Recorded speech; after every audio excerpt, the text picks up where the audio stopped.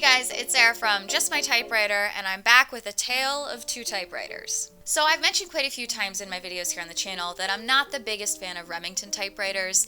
They have a different ribbon mechanism, and that's my biggest gripe with them. A traditional typewriter, not an ultra portable, will have two spools that you can pretty easily replace with universal replacement.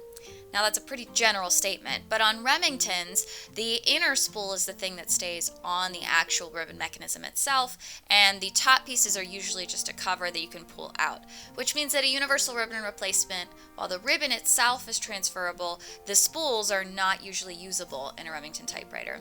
And that's always bothered me about working on these machines. The other thing that's different about them is they are set up to be taken apart in a very different way than your traditional Smith Corona or Royal typewriters. It's just a little bit of a different design to how these guys are built, and I'm not the most familiar with how Remingtons are operating or put together and taken apart. So I traditionally kind of gravitate away from buying them, but about a year and a half ago, I did buy this Remington 5 at an estate sale for $20 to $25. I saw it and kind of fell in love with the streamlined design of it, and I did want to give it a shot. Now, I did a couple videos with my Remington 5. I did my ASMR cleaning with the Remington 5 as well as a rubber replacement video, and I thought I had it fully operating. So when I was in a flea market in Adamstown, the Renninger's flea market, I saw this little Remette for $15 and thought, wow, I don't need both of them. I could buy the Remette, see if I like it, and if I do like this one better than the Remington 5, I'll just sell the Remington 5. The problem with that logic is that my Remington 5 wasn't actually operational. So it sent me down this pathway of cleaning two typewriters at the same time while also problem solving on my Remington 5. Now, my Remington 5 is from about the 1940s. It's a Remington 5 in the more streamlined design. There's a couple different variations of the Remington 5 on the typewriter database, but based on the serial number, mine kind of falls into that category of 1940 streamlined design. When I first got this typewriter, it wasn't fully operational and it was really dirty. So I started with a pretty traditional clean where I'm using mineral spirits, compressed air, simple green. I usually use car wax to buff and shine the outside of these glossy black finish machines, and I thought that was it, but then I tried to roll paper through it and I still couldn't get it to work. So I then decided a couple months later to try replacing the rubber. When I did that, it operated for a little bit, and then I set it on my shelf and kind of forgot it. I pulled it out to write a letter, and I realized I couldn't get paper to roll through anymore. I wasn't really sure what had happened between cleaning and replacing the rubber and trying to use it again like 6 months later, so it led me down this systematic approach of typewriter repair. Now, when I'm working on a typewriter problem, there are a couple approaches. I usually start with a really good clean because that can solve 99.9% of problems. But after I re-cleaned this machine, I still couldn't get it to roll paper. So I started just naturally going through the process of dismantling the things that would impede the paper process. So I took out the platen and the paper tray to see if anything was bent or in the wrong place. I couldn't see anything wrong, and I had just replaced the rubber, so I was pretty sure it wasn't that. After lots and lots of testing and asking on typewriter groups, nobody seemed to have a solid answer as to what it could be, except that maybe the rubber thickness was too thick on the rollers that I had replaced. Now, when you are replacing rubber on rollers, you need to think about the fact that once the rubber is on the little metal piece inside, it's going to stretch bigger than it actually is when you measure it. And what I didn't do during this process was account or adjust for that stretching of the rubber. So my front rollers in my carriage assembly were probably too thick to actually accept the paper. So I stripped them. So I decided to try a new approach to this by taking heat shrink tubing and literally shrinking it onto the metal pieces on the inside for these rollers. So this is heat shrink tubing that I got from an auto parts store, and I purchased this heat gun off of Amazon. I think it was only like $12. And what you do is you hold the metal piece, you cut an appropriate amount of heat shrink tubing, cut it a little long because it is going to shrink as you heat it up. I put my metal piece inside of clamps, and then I just slowly turned the heat gun around this until the heat shrink tubing had adhered to the metal tubing and was even all the way around. I also recommend that you do some rolling with these to get out any of the air bubbles as you are rolling these. I had tried this on a platen before, and I think the platen is maybe the advanced level, but on these little rubber rollers it was pretty simple. And I put those into the machine just to see if that was what was impeding it, and I was then able to grip paper. So I realized that those rubber rollers I had initially done were too thick, and because I was working on two Remingtons at the same time, I just went ahead and replaced those on the Remette at the exact same time because I knew that that was the right thickness for those rollers, and like anything from the 1930s or 40s, it's probably going to need the rubber replaced. So I had fixed the paper rolling issue, but then I went to test it. One thing that I've been trying to do before I sell any typewriter is write a full pen pal letter on it, just to double check there aren't any issues on the machine, because you might not come into a problem when you type a couple sentences, but after you type a whole page, you get a really good feel for the machine. So I went and used my Remington 5 to type a pen pal letter and realized I was having this consistent problem where the carriage would stop 5 spaces before you even get to the bell ring, which is 5 spaces before the end. And when I moved the margins, I could get it to operate normally, but it was at this consistent place at the end of the carriage where I had 10 spaces till the end of the line, and I couldn't get it to type past, even with a space bar, even with more letters. And I thought that maybe it was a tension issue. Sometimes if you have a machine that doesn't type all the way to the end, or it seems to run out of steam toward the end of the line, it can be that your drawband isn't tight enough. I've had that happen in Remingtons before, but that didn't seem to be the issue on this one. I took the entire carriage apart, I put it back together 3 or 4 times, and I still couldn't figure out the issue. Eventually, after some testing and just playing around with it, I realized that one of the levers on this is backwards, on the right side of the carriage was bent a little too far forward, so it was pushing the rollers up and impeding the carriage as it would type toward the end of the line. So I very carefully, with some testing, continued just to bend this lever on the side until it was in the right position. This can happen pretty commonly if you are rolling your machine on its back, which I do and I shouldn't, to work on the bottom. I guess I must just have pressed it out of the way, or while I was taking the paper tray out, I must have just bent it into the wrong shape. Now, stuff like that is really hard to identify when you are working on typewriter repair, especially if you are sending pictures to groups or to other repair techs. It's really difficult to see those minute adjustment differences in a machine. So sometimes you just have to systematically cancel out stuff and see what is and isn't the problem. By taking out the platen and taking out the paper tray, I could identify that that wasn't the issue because it still had the problem when those things were removed. By taking out the rollers and trying different rubber, I could identify that that was the paper feeding problem. So it's all about testing things as you see them and narrowing down what might be the issue. So I had my Remington repaired, which meant that I could focus on my Remette. Now this is a 1938 Remette. It didn't actually have the cover across the top when I purchased it at the flea market, so I didn't know what model it was. I had to do a Google image search of the rest of the typewriter, and I was able to match it online based on a couple key features. The first being that there is only one platen knob on this machine. I promise, there's only one on this side. There's not one on this side. And that is because this is the budget model of the Remington line. So this was designed to kind of compete with the Corona Zephyr, which was the ultra portable or lightweight portable from Smith Corona around the same time as like the Skywriter. So this was designed to be that lightweight, easily travelable Remington machine. So they took off some of the parts that you might have on a traditional portable, like a second platen knob. By identifying that it only had the one, I was able to visually match it then to the Remettes that I had seen on the typewriter database, which meant that I knew what I was at least working with.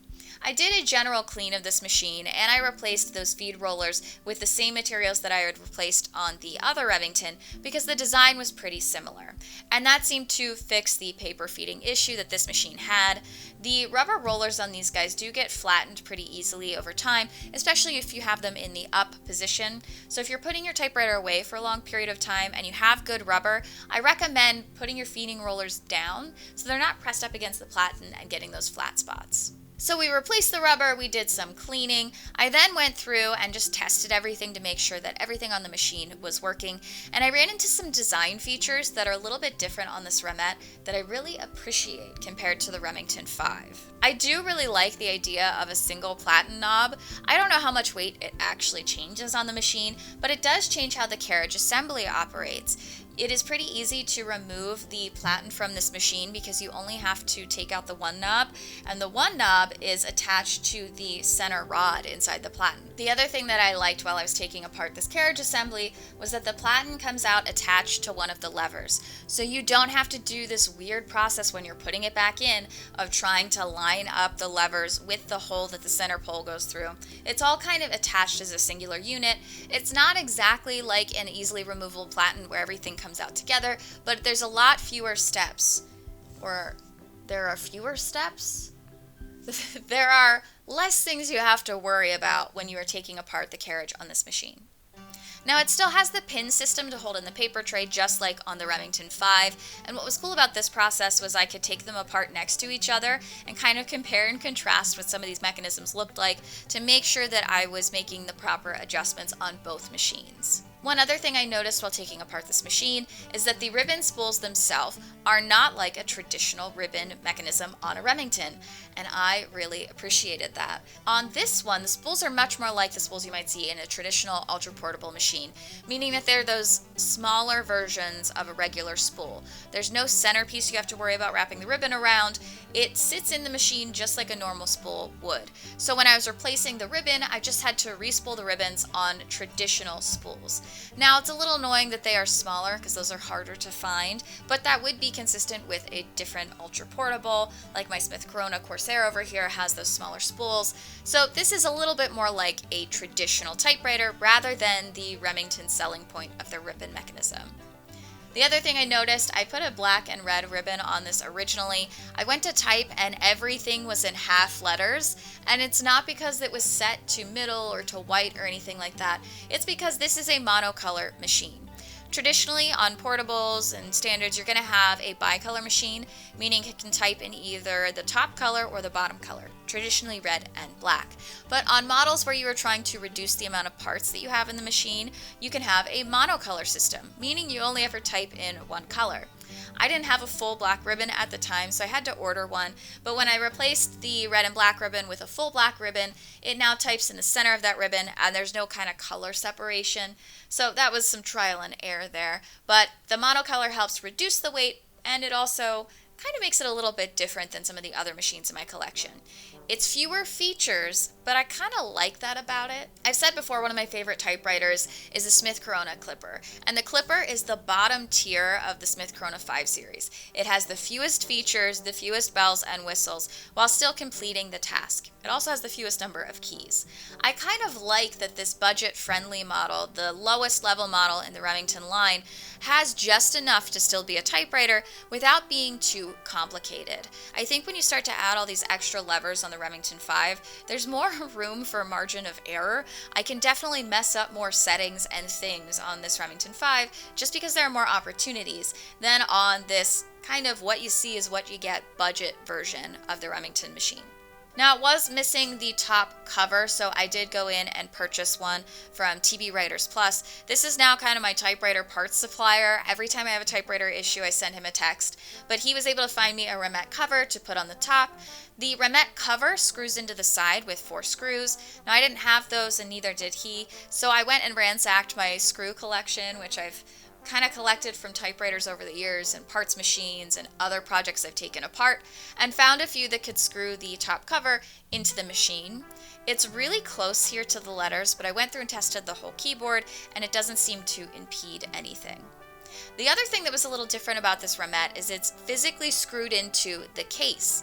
Now I guess I didn't think of this much, but it is very similar to any other ultra portables you might have. They have an enclosed bottom. A lot of your traditional portable typewriters just have an open bottom to them where you can reach in and see all of the inner workings of the typewriter. But on ultra portables, especially as you get into like the 1960s, when they're made out of plastic, they have that enclosed bottom because it acts as part of their case. So if this is competing with the Corona Zephyr, it has and enclosed bottom because the case is physically screwed into the typewriter to not let you into the bottom of the machine. Now, I was able to take it out and still be able to use it, but these screws are set to screw it into the case, and they're attached to rubber pieces that kind of create that buffering between the case and the machine itself, and I kind of like that feature, and I also dislike that feature at the same time. It is not as portable as a Smith Corona Skywriter or even a Corsair, where the case topper just fits onto the case and it's very slim and can fit under a car seat. The case on this, while thinner than a traditional portable case, is still kind of large, and I think that's just because this is a middle ground between a portable and a true ultra portable. It has the features of a traditional ultra portable, but just a little bit enlarged because it still has the quality of a portable machine.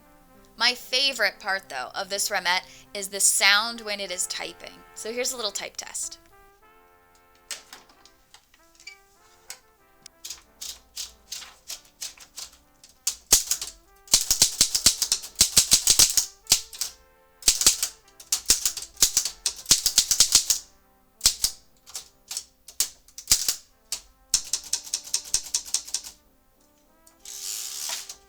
There is no felt between the base of the letters and the bar that they fall back into when they are typing. There's a little piece of rubber further up in the stems of those type bars, but they kind of hit back onto that metal and make a really snappy sound.